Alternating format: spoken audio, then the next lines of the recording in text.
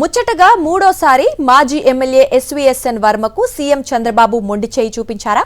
గత ఎన్నికల్లో పవన్ కళ్యాణ్ గెలుపు కోసం పనిచేస్తే ఎమ్మెల్సీ పదవి ఇస్తానని హామీ ఇచ్చిన చంద్రబాబు ఇప్పుడు పవన్ కళ్యాణ్ నుంచి ఎన్ఓసీ వస్తేనే ఎమ్మెల్సీ ఇస్తానని ఖరాఖండిగా చెప్పినట్లు వర్మ శిబిరం చెబుతోంది. దీంతో ఏరు దాటే వరకు ఓడమల్లన్న, ఏరు దాటాక బోడిమల్లన్న అన్నట్లుగా చంద్రబాబు పవన్ కళ్యాణ్ తీరు ఉందంటూ వర్మ వర్గీయులు మండిపడుతున్నారు. పిఠాపురం రాజకీయాల్లో మొదలైన ఈ అసంతృప్తి ఇప్పుడు టీడీపీ జనసేన పొత్తులో కొత్త చిచ్చుకు కారణమవుతోందా?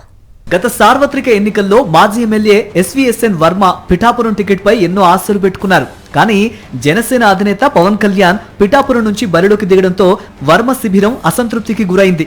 టీడీపీలో తిరుగుబాటు స్వరాలు వినిపించాయి.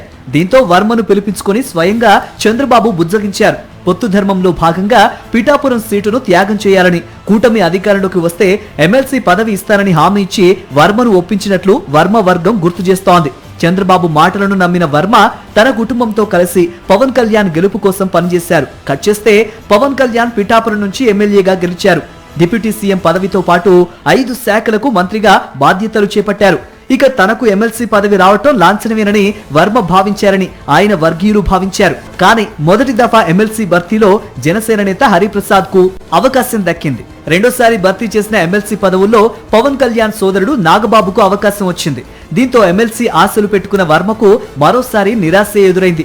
తనకు ఎమ్మెల్సీ పదవి దక్కకుండా పవన్ కళ్యాణ్ అడ్డుకుంటున్నారన్న సమాచారం వర్మ శిబిరాన్ని మరింత అసంతృప్తికి గురి చేసినట్లు తెలుస్తోంది. ఇదే సమయంలో పిఠాపురంలో జనసేనకు వర్మ వర్గానికి మధ్య విభేదాలు క్రమంగా ముదిరాయి. గత 2 ఏళ్లుగా పలు సందర్భాల్లో ఈ విభేదాలు బహిరంగంగానే రచ్చకెక్కాయి. జనసేన ఆవిర్భావ దినోత్సవం సందర్భంగా నాగబాబు చేసిన వ్యాఖ్యలు కూడా ఈ వివాదానికి మరింత ఆజ్యం పోశాయి. పవన్ కళ్యాణ్ గెలుపుకు తామే కారణమని భావిస్తే అది వారి మూర్ఖత్వం అని నాగబాబు బహిరంగంగానే వ్యాఖ్యానించారు. దీంతో వర్మ కూడా తగ్గేదేలే అన్నట్లుగా వ్యవహరించారు. జనసేన నేతల తీరుపై, అవినీతి ఆరోపణలపై సందర్భం వచ్చినప్పుడల్లా విమర్శలు చేస్తూ వచ్చారు. ఈ పరిణామాల నేపథ్యంలో పిఠాపురంలో వర్మకు రాజకీయంగా చెక్ పెట్టాలని పవన్ కళ్యాణ్ భావించారని, అందుకోసం చంద్రబాబుపై ఒత్తిడి తెచ్చారని వర్మ వర్గీయులు ఆరోపిస్తున్నారు. ఆ తర్వాత పిఠాపురం టీడీపీ ఇన్ఛార్జి పదవి నుంచి వర్మను తప్పించడం చర్చనీయాంశంగా మారింది. అయితే ఇదే సమయంలో కాకినాడలో ప్రభుత్వ భూమిలో స్టార్ హోటల్ నిర్మాణానికి సంబంధించిన కాంట్రాక్ట్ ను వర్మకు చెందిన సంస్థకు అప్పగిస్తూ చంద్రబాబు ప్రభుత్వం టూరిజం శాఖ ద్వారా జీవో విడుదల చేసింది.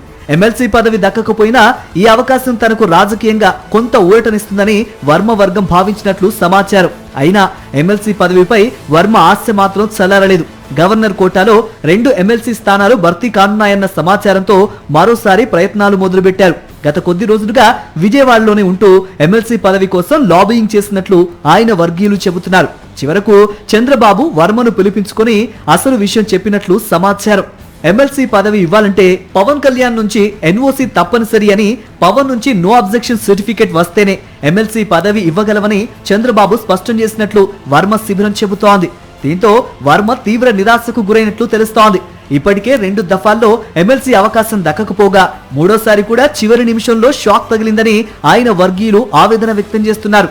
తమను అవసరమైనప్పుడు ఉపయోగించుకొని అవసరం తీరిన తర్వాత పక్కన పెట్టేస్తున్నారంటూ చంద్రబాబు నాయకత్వంపై వర్మ శిబిరం తీవ్ర అసంతృప్తి వ్యక్తం చేస్తోంది. పిఠాపురంలో పవన్ కళ్యాణ్ కోసం పనిచేసిన జనసేన నేతలు హరిప్రసాద్, నాగబాబులకు ఎమ్మెల్సీ పదవులు దక్కాయని, అజయ్ కు ఏపీ టిడ్కో పదవి వచ్చిందని వర్మ వర్గం గుర్తు చేస్తోంది. కానీ పొత్తు ధర్మంలో భాగంగా పవన్ గెలుపు కోసం పనిచేసిన టీడీపీ నాయకులకు మాత్రం పదవుల విషయంలో న్యాయం జరగలేదని ఆగ్రహం వ్యక్తం చేస్తోంది. ఇదే ఇప్పుడు పిఠాపురం టీడీపీలో కొత్త అసంతృప్తికి దారితీస్తుందా అన్న చర్చ మొదలైంది. మొత్తంగా పిఠాపురం సీటు విషయంలో ఒకసారి, ఎమ్మెల్సీ విషయంలో 2 సార్లు, ఇప్పుడు గవర్నర్ కోట ఎమ్మెల్సీ విషయంలో మూడోసారి కూడా వర్మకు నిరాశ ఎదురైనట్లు ఆయన శిబిరం భావిస్తోంది. చంద్రబాబు పవన్ల మధ్య రాజకీయ సమీకరణాల్లో వర్మకు చోటు ఎక్కడా అన్నది ఇప్పుడు ప్రశ్నగా మారింది. మరి ఈ అసంతృప్తి భవిష్యత్తులో ఎలాంటి రాజకీయ మలుపులకు దారితీస్తుంది? వర్మ తన రాజకీయ భవిష్యత్తును ఎలా మలుచుకుంటారు? పిఠాపురం టీడీపీలో అసంతృప్తి ఏ స్థాయికి వెళ్తుందో కాలమే సమాధానం చెప్పాలి.